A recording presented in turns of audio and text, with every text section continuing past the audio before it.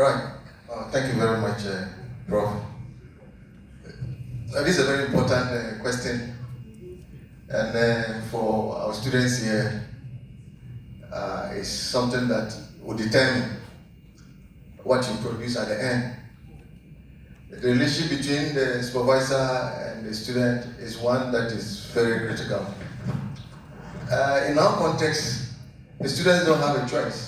Supervisors, I always tell them, I impose on our students.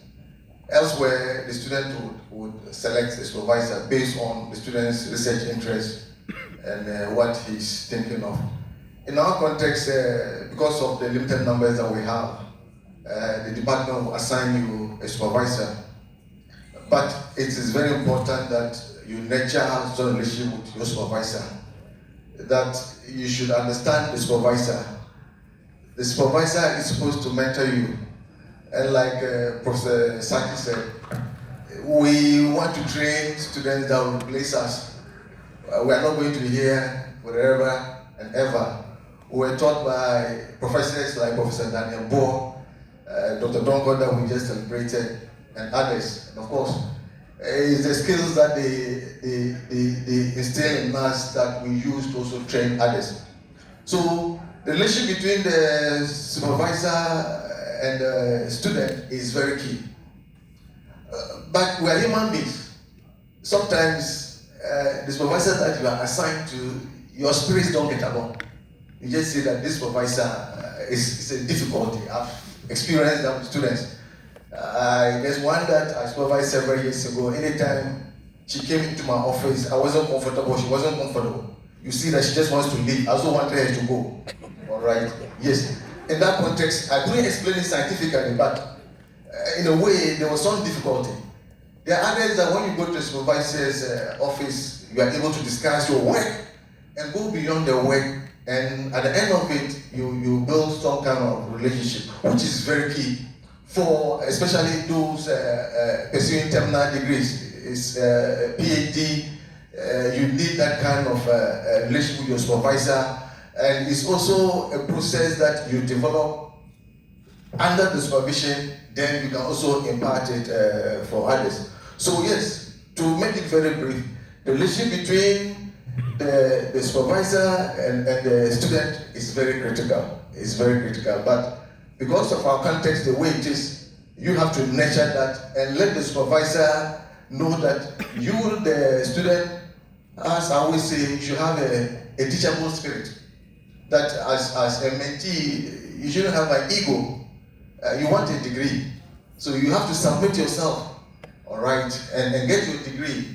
And we used to have a professor in Lagos that says that you get a degree, you can go and write any rubbish, but as long as you are under me, you have to follow that. So that student will have to nurture that, develop that spirit, and be able to, in that context, you can work with your supervisor. Of course, for a PhD, it's 4 years, 3 years, it's a long journey. So you have to have that. Thank you very much, Prof. Good. Yes. Yes, can I add to this? Yes. Very quickly. Thank you very much for the opportunity. This is critical because without supervisors, students don't complete their work and we don't have future leaders as far as our research context is concerned. So this is very important that we all treat it as such. Now, as a student, I keep advising those students that your supervisor becomes your life determiner. If you really want to graduate, you must adhere to conditions and standards laid down by the supervisor. So then, I give an example that if you have done chapter 1, 2, and 3, and the supervisor writes to the graduate school that, yes, this guy is done with the work, so I have approved it. The next day, you have a viva, yet the work is not done. But you can write multiple chapters. You can do 2 theses in one. If the supervisor is still not comfortable with it and says, no, I have not approved it, you will not get done. So you must accord this kind of respect and be amiable, always be ready to learn from the supervisor. But then, the supervisors have the critical role to play in this relationship because sometimes students are timid and we don't know where to even begin and where to end. So we expect our mentors, our fathers, and our friends who are our supervisors to water the grounds for us, to prepare the grounds and make it so as it were, simple for all of us, so that when they are very inviting and we see them as friends, definitely students will come on board. And for me, that will energize them for them to work harder and complete their work. So I urge my professors who are here that let's take the responsibility and whip the students in line. And I believe when we allow them in, definitely they'll commit and work and finish on time. Thank you very much. Yeah. So you are still on the floor. I want you to comment on what a postgraduate student can publish. Right, thank you very much, Prof. Publications, for me, it's the name of the game. Now, your thesis appears to hinge between you and your supervisor, and nobody knows about it. Probably during defense or when you submit the final work, the external examiner will also get to know a bit of it. And that is the circle within the three of you. How do you get your work out there for the global consumption to take place? You need to publish such document, such materials. What do you publish? Now, publishing, it's like a machine that you need to power the process. You need to put some, a fuel in it before it can work. So it's a craft that you need to learn. But then, there are many things we can publish that we've never thought about it. Believe you me, the low-hanging fruit is to publish the literature that you have. Now, before I allow my students to go on to carry out their research, you must convince me, tell me that question that interests you. So the question comes from the gap you identified in knowledge. I am not very much interested in lengthy literature reviews that we see in our chapter 2s and chapter 3s or whatsoever. People can write 100 pages of literature review. That's not of interest to me. What is very interesting is that come and tell me where the gaps lie and where your research fits. So at the end of the day, by the time you are able to tell me a good story about this is what I want to do, show me the gap, you might have done literature already. Because knowing the gap is about what is there, what is not there, or what are the limitations or pitfalls of what is there, and that gives you the gap to start the study. So by the time you are able to come to tell a good story about it, definitely you know what is there already in literature. Now, get together what is published in the field, and you can analyze this based on the global distribution of those papers around your topic. Come and tell us about which journals even are popular in publishing those papers in your field. Come and communicate. What are the key topics around your topic, key aspects that people are mostly publishing. You can even tell us about the year progression, the pattern, and the trends. 2020, there were no papers on this topic. But from 21, 22, 23, we are seeing more interest in that. Why is it so? So when you are able to do the synthesis in the literature among those papers that are published, that alone is enough to write a paper. And we call that a scoping review. You can write systematic reviews, but that will take a long time. It's a lot of work to do that because sometimes you need to even take findings from other studies and reanalyze them to generate new findings before you discuss. That takes a long time. But for scoping, it's simple. 6 months, you are done. So first 6 months into your PhD, or first 3 months into your MPhil, that should be done, and you can publish that. Now, you can also pick a piece of an issue that is very topical in your idea of research and publish it. Write an opinion paper. It can be a letter to an editor.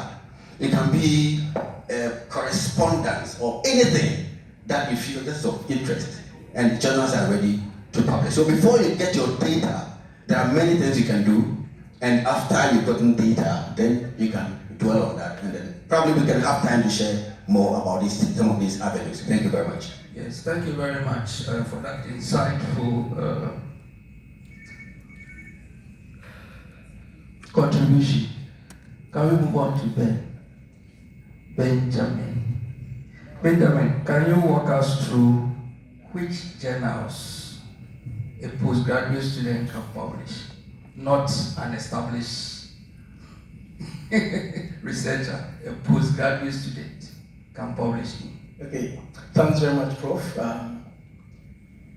Which journals can a postgraduate student publish? My first and the straightforward response is none. No journal is ready to publish your thesis. That is where you must start from. I'm writing my thesis, I want to publish my thesis. No journal wants to publish your thesis. Rather, journals are interested in publishing what is new from the work you are doing. So let's take it from that part. When you write a thesis, the thesis document is very different from a manuscript for publication. So first, keep in mind, I'm doing a research, I'm going to write a thesis. My thesis, no journal is interested in publishing it.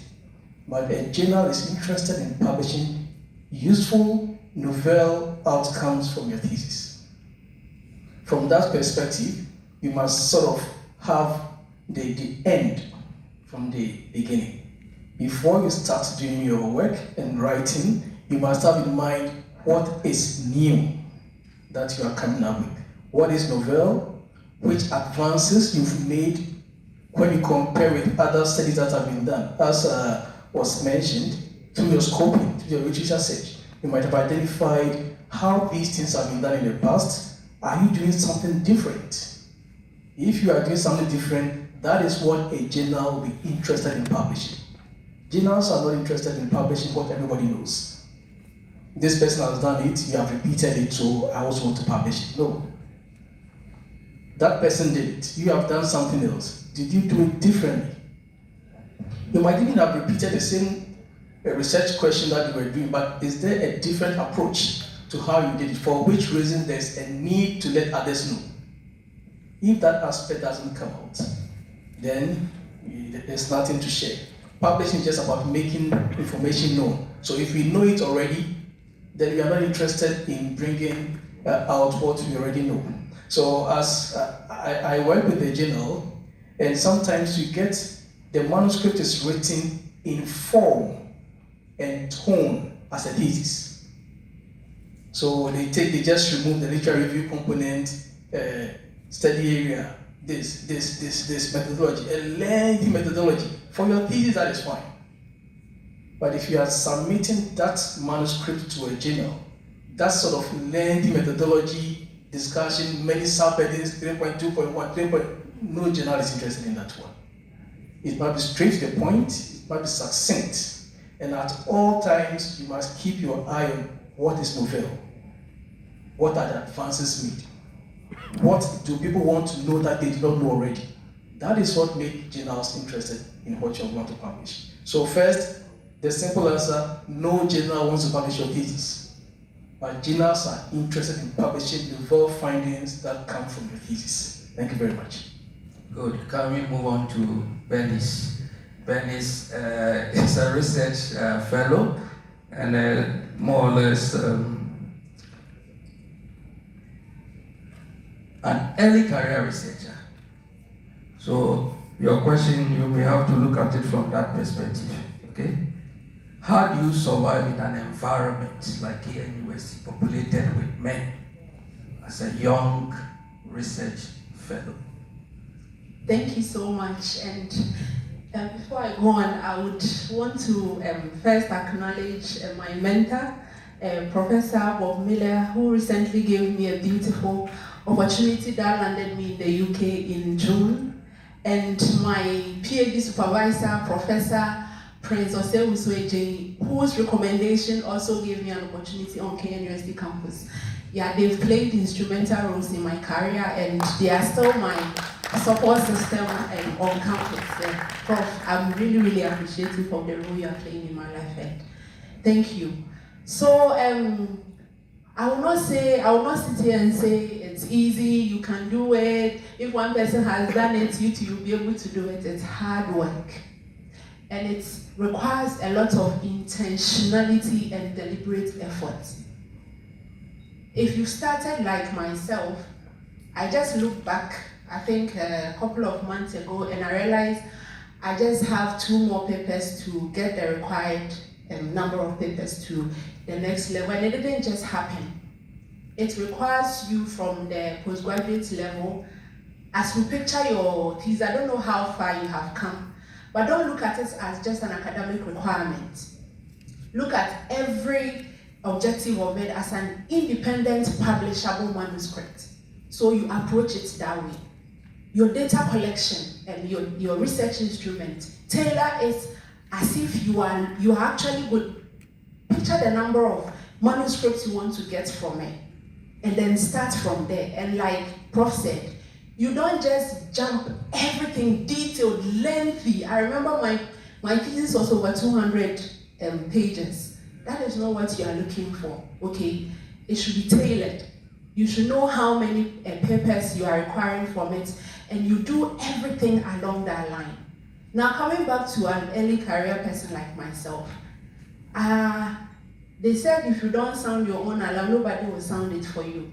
But so when you get the opportunity, you sound it. Through the collaborations, through the paths that the giants ahead of me have opened for me, and in my department, when I went there, like actually looking at the people ahead of you, the professors ahead of you, when you go, it appears nobody is working, but people are working, asking the necessary questions. Some people are here, your supervisor wants you to do certain things for them, and in your head, you are requiring money, or you are looking for the reward right now. As an early career person or as a graduate person, that will not end you anywhere. You would have to put in the hard work. You would have to study how they did it. You would have to pave way. If you are a woman like me and you are married and you also have kids, I mean, it's going to weigh you down. When I was entering, I was pregnant. Okay, yes, it comes with it. So it requires extra hard work, it requires extra effort, it requires intentionality, it requires tenacity. I mean, have it up here that if somebody has been able to get there, how did the people get there? Always don't be shy to ask questions, okay? And always be open to stand on the shoulders of giants, those who have gone ahead. Be humble enough to ask if you do not know. There is a saying in Tree that you'll be sacrificed, you'll be sacrificed, okay? So always be ready to learn, be trainable, be teachable.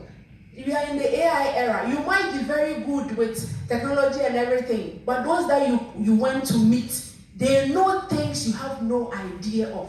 So be open. Whether you are a student, whether you are starting your career, be open, be teachable, okay? And everything will be fine. Thank you so much. Thank you very much. Thank you very much. We'll go another round, and then we'll open the floor for questions. Okay, good.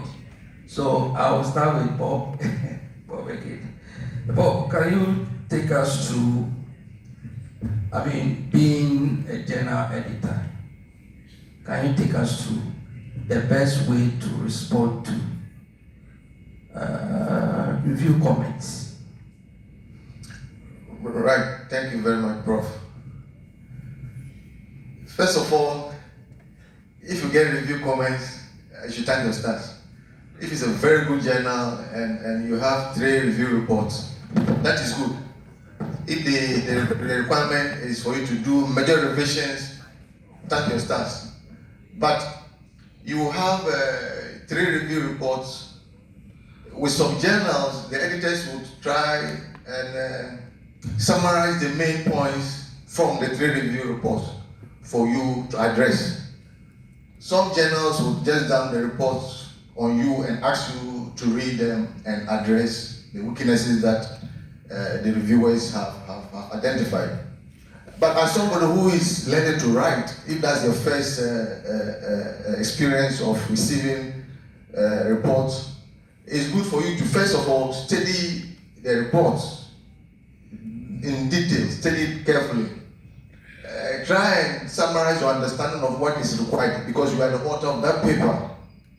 Then I always advise that you share the report with your mentor, your supervisor, somebody who is interested in the work that you are doing. That these are the reports that I've received from this journal. This is how I intend to respond to it. Can you take a look? A good mentor will ask you, go ahead and revise the paper and send it to me. I will read and give you that. But because sometimes we are in a hurry to publish, you've received these revise and resubmit major revisions. You just looked at it, you think that you understand what the reviewers want, and you try and address them, and you send it back to. Sometimes it comes, and the editors will look at it, and they reject it. Experience in writing is very important. That's why writing is very difficult. But for someone who is learning the art of writing, when you submit and you receive major revisions, it's a plus. It means that the work is good. It's just that either the structure or there's some argument that is not clear or the data is not making sense. So that should be something that you should embrace with two hands. I always say that when you get revise and resubmit, it means one leg is inside, one is out. That you want to bring the legs together inside, or you want to get out. And that if you get that, don't let that chance slip by. Make sure you address that. So that is the first. Study the reports very well. Some reviewers' reports are so scathing that when you read them, you just feel like it's giving up, but don't give up. I always say when you read, just put them aside. Wrong, take some bamboo, kenke, then you come again, look at it. As you reflect on it, you see that, okay, that don't make sense. These are the weaknesses of my paper. Then you highlight those weaknesses and you begin to address them. And if you do that, chances are that, of course, with very good journals, the first reviewer is the same person who is going to look at the revisions. And we're all human. Immediately he comes and he looks at it and sees that you've responded adequately to the criticisms of the paper. You've provided even places that you don't agree with the reviewer. You've provided explanations why you don't agree with the reviewer. Most of the times, that paper will come out with minor revisions, then you can get it published. But review comments are very important. If you receive them, rejection is also very good. It's also very good. All of us here, the professors that I mentioned their names, we've all gone through it. I said nobody has written a good paper to become a professor without not getting rejection. Then there's something wrong. Everybody, that is part of what we do. So if you get 3, all of them, I say that paper is rubbish. Don't throw their reviews away. Take your time. Read the reviews. Okay? Highlight what is relevant. Revise the paper and send it to another journal. At my first publication, I sent it to a lower journal that came with very bad reviews, but it was good for me. I studied the reviews, revised it, and I sent it to a very high ranked journal. Okay, so if you are lucky, you have very critical reviews. They are not nice. You don't want to hear them, read them, but please, it's human. I always advise my mentees that in this work we do, you must develop a thick skin. Okay, that we are all gatekeepers. I don't want you to publish.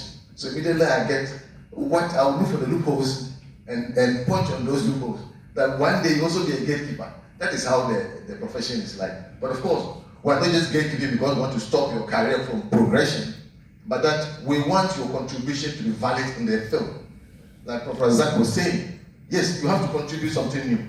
So that should be something that you should consider. But whichever you get, major revisions, reject, please study the reviewer's report very well. You can always pick something out of it and be able to develop that paper and resubmit it and move on. Thank you very much. So Ben is also a journal editor. I would like to hear his perspective on this same topic. Okay, thank you very much. First, let me say, I'm an editor-in-chief. Last week, my paper was rejected. Not by my journal. In fact, for ethical reasons, I don't submit to my journal. But I just want to, it's normal. So as Prof. Bomelia said, when you receive comments, whether it is major review, minor review, it is good. Once it's not rejected, there is a process to go. Even if it's rejected, you get comments, it's still good. You can address the comments, choose to resubmit the same journal, or go somewhere else if you choose. And sometimes the review comments can be harsh, which I totally agree. And there are times that I see the reviewer comments, I have to take my time to rephrase some of the statements they've made before allowing it to go out. Because some of the comments can really break somebody's spirit. Especially if you're a young researcher, you are now starting, the comments can really break you. And you wouldn't know the mood in which the reviewer was at the time he was writing those comments. So when it comes, you just take your time, you rephrase them, send it out. But whichever way it comes, you, the author, please do not be angry. Do not be angry because the comments were bad or it was major. Just accept it. There are times that I've received emails from authors that say that we disagree with the comment because the reviewer did not understand what you were saying. If the reviewer did not understand, take responsibility. It is for you to make the reviewer understand. So if they didn't understand, then take responsibility. Now, in your revision, make it clearer for them to understand you. Also, even if you decide that these comments that came, it says major revision, but I will address it, I will not send it back to the journal, so I terminate the process, I withdraw. I want to send it elsewhere. And even if they reject, and you decide to send your paper elsewhere, please address the comments that come. Every journal is seeking the top people in the field to review the papers that come. So if you brought it to me, to let's say Journal A, and Journal A scanned and said, okay, Bob Media is expert in this field, so let's send it to him. Then we send it to him, he reviews and even says, oh, this one, let's reject it. It came to the editor, he reviewed the comments and he agrees with him, and he sends to you that rejected. He said, okay, they didn't understand me. So I'm going to work my manuscript to a different place. Now you bring it to Journal B. Journal B received the manuscript and said, this manuscript, the best person is Professor Bob Miller. Then we send it to him again. This time, different journal at all. We send it to him. He sees it and says that, what is wrong with this guy? I gave you comments to make this thing better. You refused. And you brought the same thing back. And sometimes the reviewers write to the editor and should tell them that I got this paper from journal this, I reviewed it, I pointed these issues out, but the author doesn't seem to have addressed it. So please, reviewer comments are important. When they come, take them in good faith, address them. One of the wrong things that you may do is take to Twitter or X to go and lament. Or you send your paper here, they did it. Read the editors and the reviewers, we are also there. We see the insult that you put there, you see it. So please, be professional in your response, no harsh language. Even if you disagree professionally, and give the reasons why you disagree. Don't just say they don't understand what I'm saying. If they don't understand, make them understand. Thank you very much. Okay. Can we go to Bernice before? Bernice, I would like you to share with us personal experience with publication.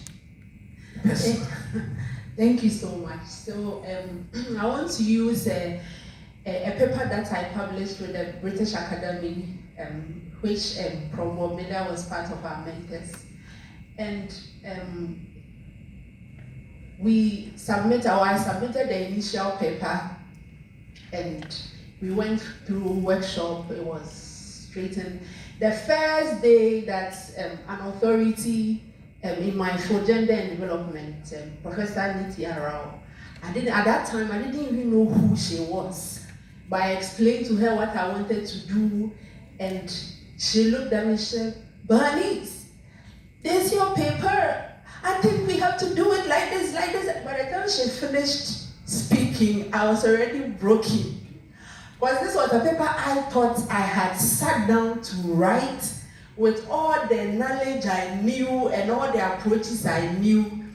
And she brought in some theories, how I should go about it. And that evening I was just confused. It was just like receiving major revision or something. But I decided to work through it. Okay, I decided to use the framework she suggested, working through it. At a point, you go, you come, she will let you write and do it again. We did the back and forth. Even when I submitted, the first journal that I submitted it to, they said, They have a nice way of saying it doesn't align with the scope, but you have read through everything to see your paper aligns, but they will tell you it doesn't. And that's a nice way of telling you we don't like the paper.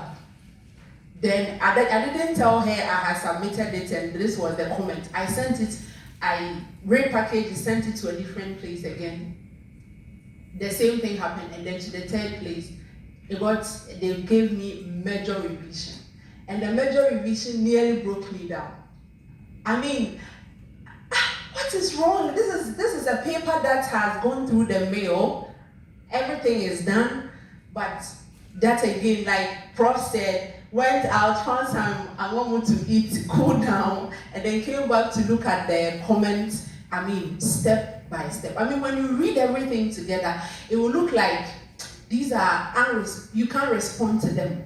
But when you reflect, you come back and then you actually take it one after the other. You realize you'll be able to, because it's your paper, you did the research, you know how to go about it.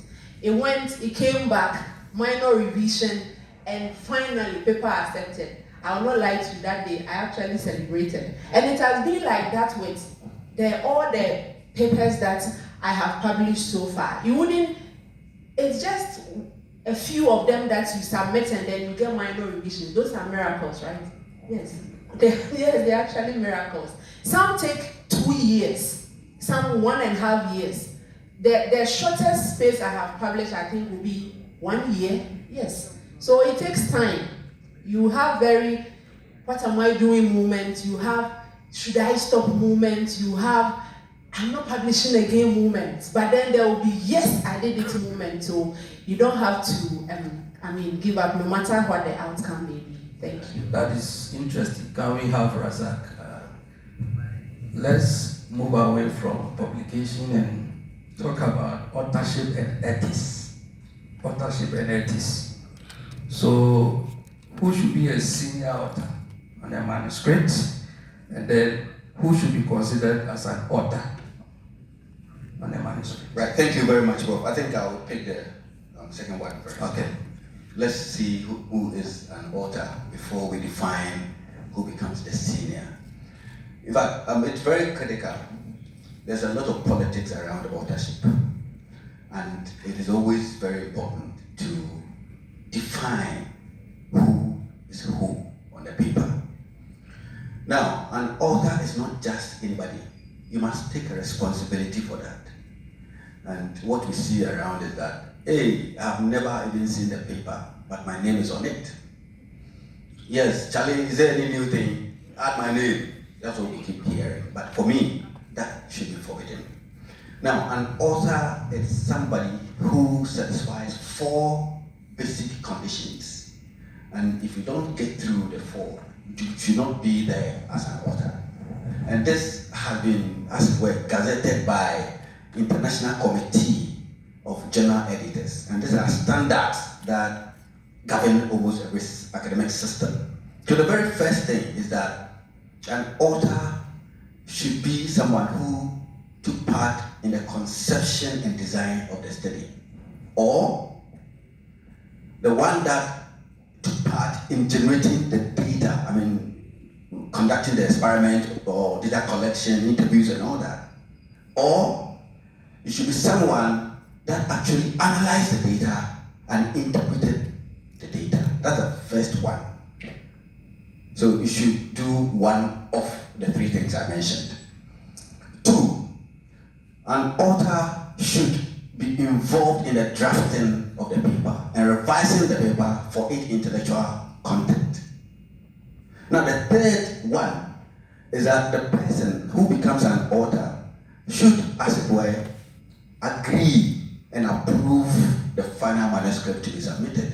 So if 4 of us are writing a paper and the professor says, no, I do not agree with these things you put here, so I'm not going to sign it out, definitely that paper cannot go because he's now author of the paper.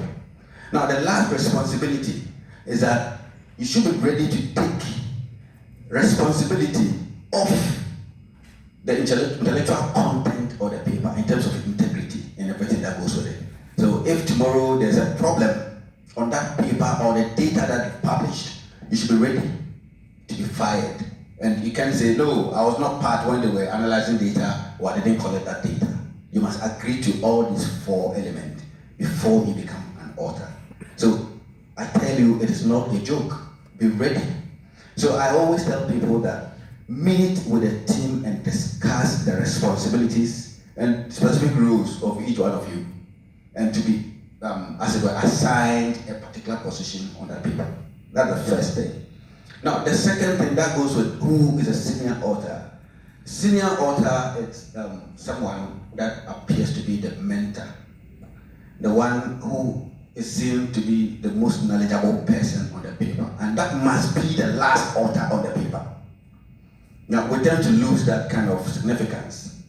The last person on the paper is a senior author, and you must be the mentor. You're the one that took people through the process. Don't do this, bring it here. No, delete that, add this to this. And you are the best person on the paper than any other person. So take note, mostly if the data is based on project, the one that is the PI, the one that won that grant, becomes the senior author. So senior authors are the last persons on the paper. Now, aside from that, we have the lead author, that the one that did the heavy lifting, the one that did all the Nkrutujuma on that paper. Go and do this, and he brings it. Go and take this out, and he does it. Go and do that, and he did that. That person is a lead author. So the lead is the first, and the senior is the last. Then we have supportive lead author, the one that is a second author on the paper. Very important guy. So there are 2 things. Either he also contributed substantially in the drafting of the paper, supporting the lead author, or the one that handled statistics, performing all the analysis and handling the methodology of the paper. That's the second author. So if you're the one that performed the analysis, know your position. That is defined before you even start writing that draft. Then others, the 3rd, 4th, 5th, 6th authors, in between the first and the last, we call them co-authors. And we see those people as the ones that probably contributed by reading portions of it, making certain comments and all that, and revising that paper. Now, let me mention the role of the corresponding author. It could be the first or the last, the one that takes correspondences, writing to the journal, responding to journal requests, and all those things. The one that submits the paper is the correspondent. Now, one funny thing is that most of the time, if you are the senior author, if anybody wants further clarification or more information about the manuscript, you're the one they call or they write to, not the first author. So know the rule. And mostly what we see in some academic environment are that the student will do all the work, draft the manuscript, and the professor would then say, hey, I'm the boss, let me put my name here. So he will be the lead and then push the student. I think this is wrong, and politically we should move away from that and allow the young people that we have trained also come up to show their faces, and we support them in that way. Now we have the ghost authorship as well. That's where somebody who contributed meaningfully were, as it were, not captured on the paper. It happens. Sometimes you start generating the idea, and the person leaves the scene, maybe moving to another university or travel somewhere, and after the manuscript is ready, we forget to add his name. That becomes ghost authorship. And I don't know, you just have to write to the journal editor explaining the role that person played, and that they allow them to republish the paper. We call that corrigendum, including the name of such a person.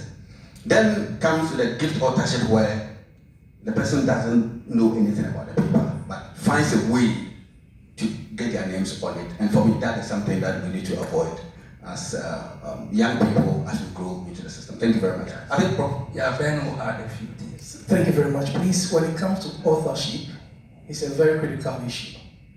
And there are a lot of ethical things that happen around authorship. That's now many journals are beginning to tighten issues around authorship. For example, in my journal, you are told that once it passes and it starts going through the review process, you are not permitted to change authorship. Because there are people that once they receive major revision, minor revision, they add 4 more authors because they know very soon it will be published. So we advise, discuss authorship very clearly before you submit a manuscript.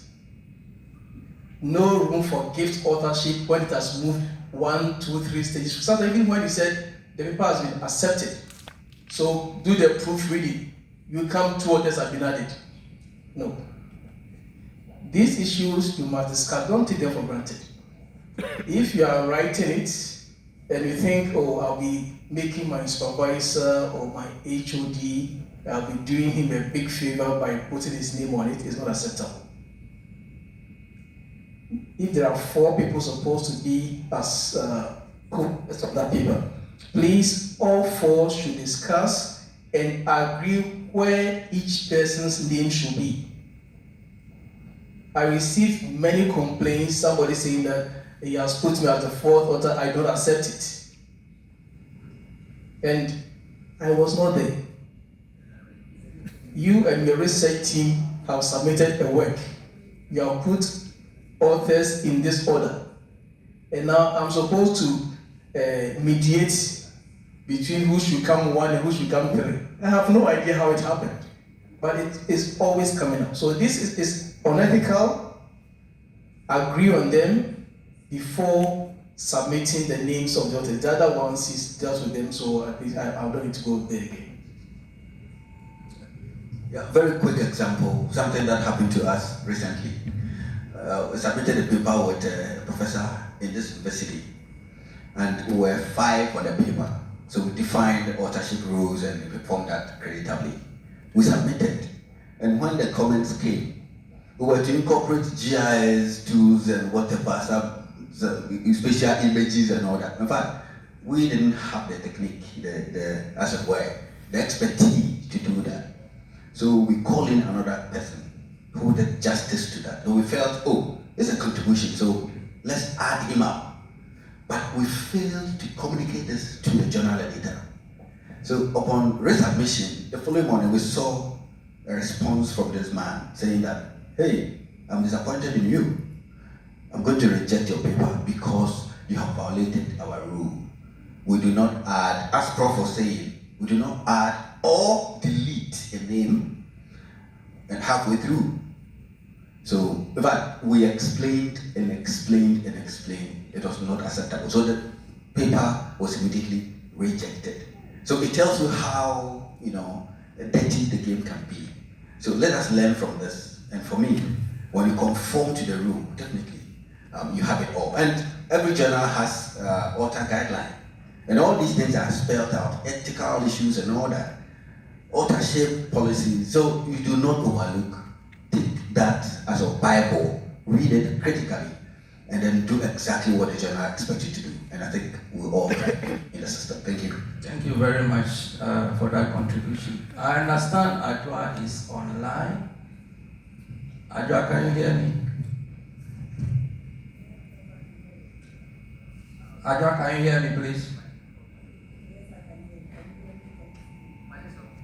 She's speaking. Okay, but we cannot hear. Very low, yeah. Adwa? Yes, okay, I can hear you now. Adwa, can you touch on the socio-cultural aspect or the socio-cultural challenges that basically young researchers like you face in the academic environment? Okay, thank you very much, and sorry for joining you late due to technology. Can you hear? Can they hear me? Yes, they can hear you. Okay. So what are some of the challenges we face? I'm going to do this. Maybe I should do this in 2 parts, as an early career and then as also an early career female. So as an early career, I think most of the time, after our PhDs, we are quick to find a job, find a permanent teaching job, just so we can stabilize ourselves. But I've also realized that academia is based on knowledge production mostly. And it is important that before you go into a formal establishment or go into the teaching, it is also better to develop your research abilities before you go in. Because in our context, we get very overwhelmed with teaching because of the workload. So if you don't have good grounding in research and in research work, you get overwhelmed. Then you spend most of your time teaching other than researching. Because what we have to understand as early careers is that being an academic is mainly to produce knowledge. And based on that knowledge, you teach, you transfer. So if you do not get the knowledge, it is difficult to transfer. Then the basis of your teaching become quite shallow. So it is important that early careers understand this, that you are supposed to produce knowledge first before you transfer the knowledge. And how do you produce the knowledge? Getting grounded in research. PhD, in a way, does not prepare us for that academic work. That is my view. You get to do your PhD, you submit, but you realize that you are not really good into academia. You are taught to produce knowledge in a specific way. So if you ask me, I will always advise any early career to engage in postdoctoral fields. I think that is very important, that you spend the first 3 to 5 years of your academic life engaging in postdoctoral fellowship. What that does for you is to expose you to rigorous academic research that leads to publication. Another thing I've also realized with early career is that we are quick to publish part of our PhD thesis just after graduating. I have realized that it also doesn't sit well, and that is where most of us get rejected the most, because there's a difference between writing a dissertation and writing an academic article. And we are not taught to write academic article during PhD. What you learn this mostly, and I learned this mostly through my postdoctoral fellowship. I did about 5 years of postdoctoral fellowship in and out in Lagos. And I understand that really grounded me in my research. So even when I got my appointment at KNUST, there's this part of me that can never let go of research. So I engaged in research on my own. I have funded 3 research since I came to on my own. And those 3 research has also earned me research fellowship. So it's not like I do it as a hobby or I do it freely. It is part of the work I do, because every single time you are also looking for avenues to produce knowledge. Another thing that I think helps research with early career is also finding good mentors in our field. It is very, very important that you get a mentor, somebody in your area. I know we have institutional mentors, and I am lucky enough to have an institutional mentor who understands my field and who is also co-opting me into his field. But I've always also had a constant mentor from masters, and that has been my greatest gain as an academic, because I have grown to understand what is required of me as an academic and how to go about it. If you have somebody in your area, it gives you knowledge, it puts you ahead, and it also gives you a perspective of what to expect in the field. And another thing I will ask is also patience. Patience as academics. Academic work is very, very tedious, and it takes time to produce knowledge. Many people would want to produce articles for promotion and others. I always think that promotion and money in academia are byproducts of knowledge production. Your focus should be to produce knowledge that has global that has global influence. How do I put it? Academia is the only industry that is global. That is where you produce knowledge that is consumed globally. If you have that in mind, your research targets shouldn't be local. And I'm sure senior panelists have talked about how to put your topics and other stuff such that you don't limit yourself in the work you do. It is very interesting when you travel and you see people and you are in a panel. I was in a panel yesterday, and after the panel, I got 2 people walk up to me that they came to listen to the panel because they read my work. And I wasn't expecting, because I was like, wow, you read which of the papers? And they will mention the papers, and it's like, oh, really? You never envisage that what you put forward, because what you put forward is for global consumption. But for you to also get that global audience, it depends on the quality of what you do. So I think another thing we have to learn is to be patient to learn, such that when you decide to take off, you take off with knowledge, with skills that can propel you to engage with global audience. One thing I do with my work is that I never send out a work without my mentors looking at my paper. Not one person, at least 2 of them. And it also challenges me, because I wouldn't want to send a paper to my mentor where I am not making sense, like I have not grown from the last paper I sent him or her. So it's very important that you have people to review your work locally before you take to journals. It may take time because you don't have the time, but be patient, because that is when you send your paper and it doesn't get rejected. I don't know how I'll feel if my paper gets rejected. That is why I learned that, because the first time after PhD, I put in the paper and it got rejected. And then I came back to my mentor and I told her the paper got rejected, and she said, but I told you not to send this paper, it didn't read well. But I didn't hear, because I just wanted to publish a part of my PhD. Funny enough, it is this year that I published that aspect again. It's been 6 years after PhD, I have published it. And I did not get to review comments, because I had to reshape the entire chapter. So in terms of female academics, I also understand our struggles. I am a mother who oversees about 5 children, constantly in my home. So I am a mother with 3 children, with my eldest being 9 years and my youngest being 3 years. So I understand what it means. How do I navigate this?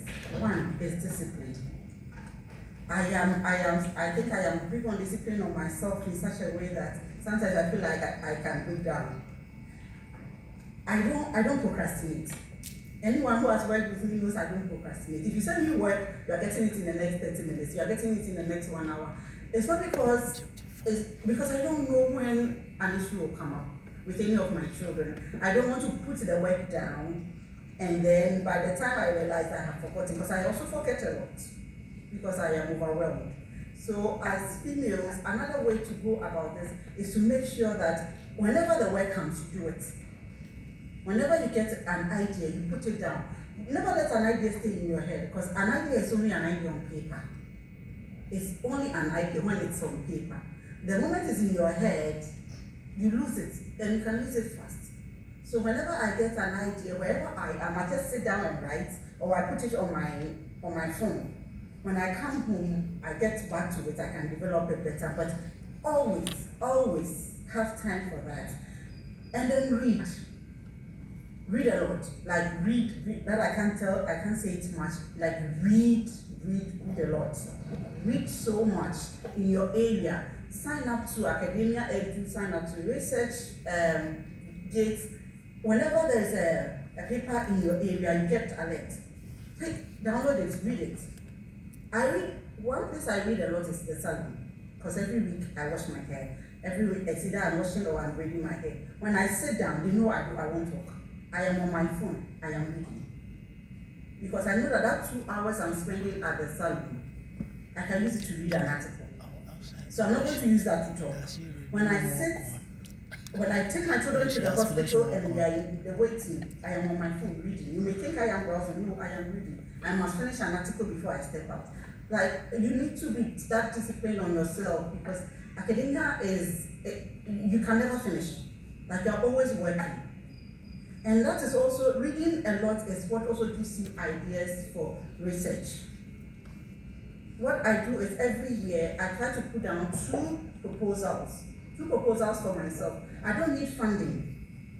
Though I will use them to apply for funding, but I know that this proposal that I put on, whether I have funding or not, I can do it. And it all comes from reading. Like, read, that one I can't say it anymore. Like, read and read and read as much as you can. Thank you. Oh, that is an interesting perspective. Let's clap for our panelists. I think they've done so well. Now I'm going to open the floor for questions. I'm sure they've answered all the questions already.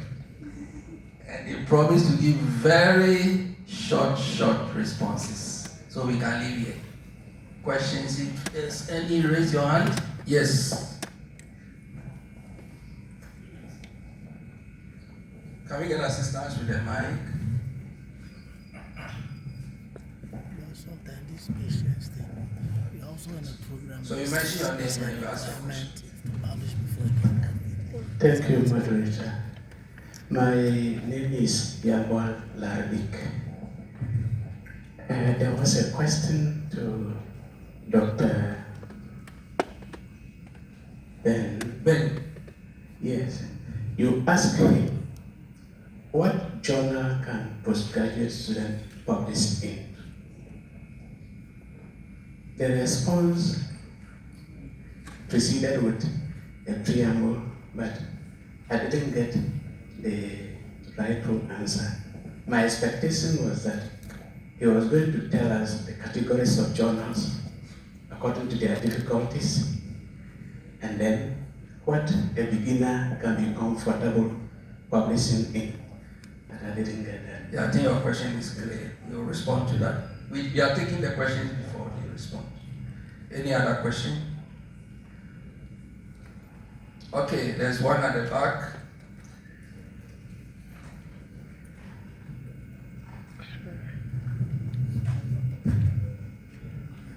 Thank you.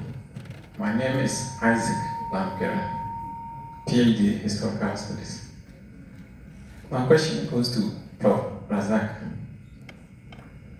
I think he illustrated the kinds of work that postgraduate students can publish, and he mentioned of scoping review.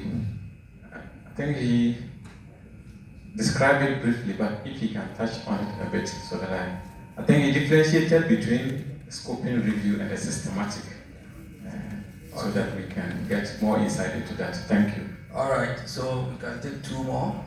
Yes, one closer to you, and another one over there. Oh, thank you very much. My name is Idris Hussein, MPhil Transport Systems at TREC. So my question is that, why are students in KNUST normally not encouraged to publish in the JAST Journal, which is the Journal of Science and Technology? I want to know why. Because most of them, they are being encouraged to publish in Elsevier, Taylor and Francis, and this. All right, I think Bob will help us with that. And then there was a hand, yes, over there. Okay, thank you. My name is Yawasanti, MPhil Economics. My question is that if we look at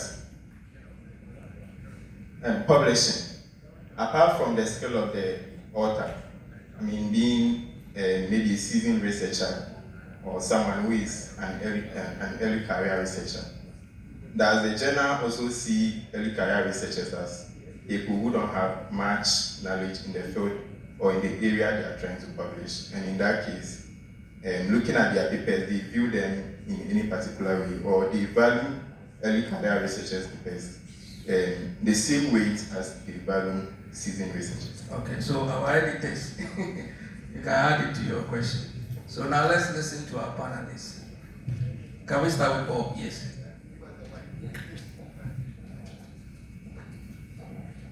Thank you very much. These are all very useful questions. So, let me start with the last one. Early career. There are some journals that actually encourage early career, freshly minted PhD candidates to publish their works there. I edit a journal called African Affairs. We actually send editors to conferences like this to encourage PhDs to publish there. But they have a different scheme. So when you are early career, you're just beginning, you have very good data, but the writing is not very clear, the structure. What usually they do is that when you submit to the journal online, you write that letter to the editor indicating that you just graduated, you are a freshly minted PhD, this is part of your dissertation and you are publishing that, you are submitting that for consideration. When the editors review it and realize that, yeah, this is very good, there's some good data, but if we send it out for review, it will be rejected. What they do is that you'll be assigned to a mentor. So they have a mentorship scheme. So the mentor would look at the paper, a mentor they will assign to you will be an expert in your field, very senior in that area, understands it. He reads the paper, he gives you comments, so you go back and forth. Many early careers don't like that route because it takes time. You go back and forth with this senior mentor assigned to you until the paper is to a level that if it's sent out for external review, you get very good comments. So we at African Affairs, we do that. And I encourage you, if you want, check the journal website and do that. I'll link that to the question that the first, before I come to the other one on jest. The prof was being very honest with you. Sometimes when you are starting, there are ranks of academic journals in your field. I don't know your field, but every field we know that in my field, these are the top 5 journals, highly ranked. As an early career, if you go to number 1, that where all the experts in the field are struggling to publish, chances are that you'll be rejected. Okay? But of course, I always tell students that be bold. That you have ambition. If you're very ambitious and you know that what you are submitting is very original, nobody has written about this thing. And I feel that the responses I've gotten from my mentors and the paper is well structured, I will try. But yes, if you send it to the highly ranked in your field, you are likely to get some very good feedback. Sometimes as authors, you always think that the editors will do background check to see. Author A submitting is just an early career. No. It's a science. What you submit is what will be sent. If it's very good paper, you are likely to have that. Quickly to the issue of just. Yes, we don't direct you to go and publish in just. We at least for those of us who are mentoring you, just is a very prestigious journal in-house for us here. But we want you to learn to write. So go and try elsewhere. Okay? Now, if you try elsewhere and you get the same experience and later you want to publish in just, it's fine. But if you want to start your career because you've collected the data, you've done your dissertation at KNUST, this is a journal base here, let me take my paper there. Yes, it's good, but you don't want to limit your own career progression. I always say for you, the early career, you have to put your name out there. Okay, put your name out there, meaning that the people, the experts that are likely to recruit you, who journal do you think they are likely to be reading? Just is a very good journal.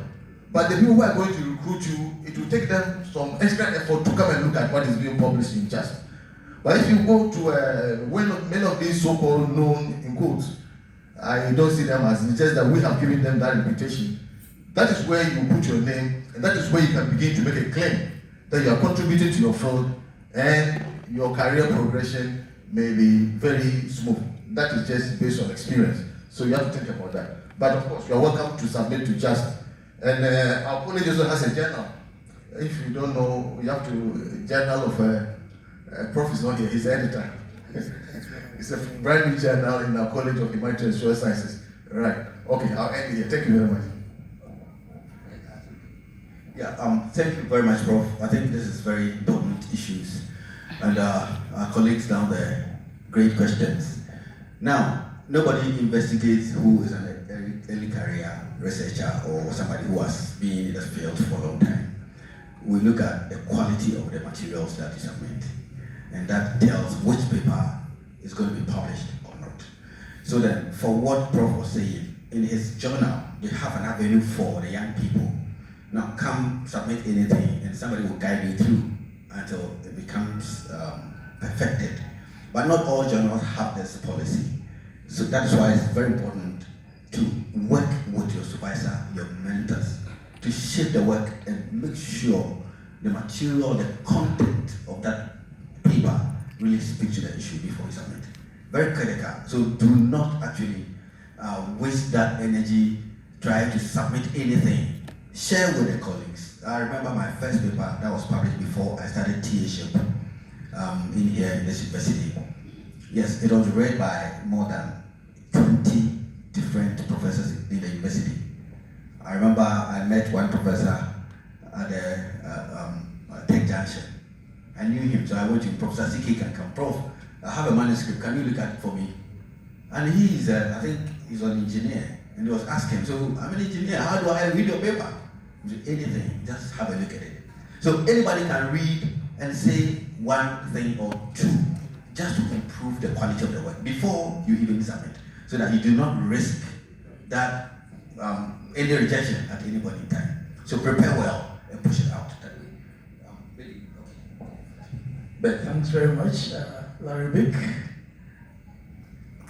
I take responsibility for not making you understand. So I'll clarify. So yes, I gave that preamble because that's the basis of it all. Your thesis is not what the journal is seeking to publish, but what you find useful to share. That's what the journal is seeking to publish. So what you were interested in knowing is, where should the beginners publish, right? So in the publishing space, there's actually no journal that is off limit for science, for research. No journal is off limit. So I cannot tell you as a beginner, go and publish here. Or as an established person, go and publish it. There are people that their very first ever publication was in a highly top journal, highly ranked, that's the very first one. So it's about the quality of what you are putting up. So whereas I'm unable to tell you that for a beginner, go and publish in this one, and this one, and this one, I can tell you where a beginner you should not publish. As a beginner, don't publish in predatory journals. If you take that route, you may find your way back, but it may take very long. Don't publish your work in predatory journals. You send it 2 weeks and they say it's accepted. Just pay, we will publish it for you. Then you become happy, I'm getting publication, then take that route. You may get lost. You may not find yourself back to become a credible academic. So I can answer that one. Where not to publish, I can answer that one. Don't go for the predatory journals. Then, do journals identify early career researchers? In theory, no. But as an editor-in-chief, in practice, I can say yes. In theory, no, because your work is not assessed based on whether you are established or you are early. It's the content that is sent to the reviewers. But the reality is that as I sit there and the manuscripts come, when I see, when you submit your manuscript, you put together your affiliation, your position, your highest degree, etc. So the honest part of it is that as somebody sitting up there, when I see that the person is submitting as the degree he has is an MSc, I can guess fairly right that this is an early career. But that is not taken into consideration in reviewing your paper. It is what you have submitted that is going to be reviewed. But honestly, I will be able to know that This is an early career. We have established researchers that submit work and it is rejected as at the desk. He's a professor, he's rejected, desk reject. So we don't say, okay, professor, we can't give you desk reject because your professor is going to go through the process. So it's about the content. But I can give you one tip. If you are an early career and you're not so certain that you want to go for any journal at all because you don't want to be maybe think I'm hating about my weight. One tip that you can have is when you go to the journals, the websites, you can check acceptance rate. You can check the journal's acceptance rate. There are journals that have got acceptance rate of 4%.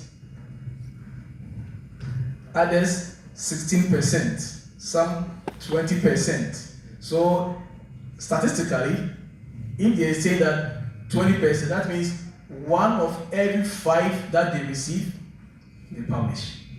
That means a higher possibility of being published. If they say 4%, you can calculate for yourself. So that is my tip for you. This tip does not say that don't do quality research. The research should be taught because if they are submitting 20%, its acceptance is 20%. That means 1 out of 5. Yours could be 1 out of the 4 that gets rejected. So it is not something to jubilate about that, oh, 20% I will go through. You can be the 4. But the good thing is that do the right research. This tip is just to help you gauge the difficulty levels in maneuvering the processes for each journal. Thank you very much. Oh, thank you very much. Let's clap for them. They've done so well. Last comment. Okay.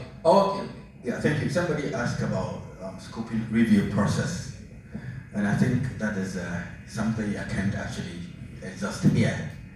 But I ran research training for young people like our own, and definitely I would invite you one of these. We're going to have one in this month, I think towards the end of this month, and probably you can benefit from that. But scoping is all about getting to know all the papers that have been published already around your topic. So before you start your study, how do you identify the gap? You must know what is there and what is not there, isn't it? So then it's incumbent to go in there. We have a process of getting to know all those things, having your brilliant operators ready, know your keywords and your construct, build all that together, and then scoop the papers and export them on a referencing manager. It could be Mendeley, it could be Zotero, those you know, EndNote and all that. And then you go there to, as it were, evaluate them. Those that are not too close, by the read of the titles, you can, remove them. Then move on to the next stage where you read the abstract. There will be some that are still not close to your topic, you get them off. And then the remaining ones that are closer to what you're doing, you make analysis of it. And we'll have a process of doing that, and probably I think we can do that. Right. Thank you. Good. So let me use this opportunity to thank our panelists. They've done so well. And if you look at the program, we don't have any dinner, we don't have anything else, we don't have any closing prayer. So my prayer is that the good Lord will take you through the rest of the day. Thank you all for coming. Okay? Bye-bye.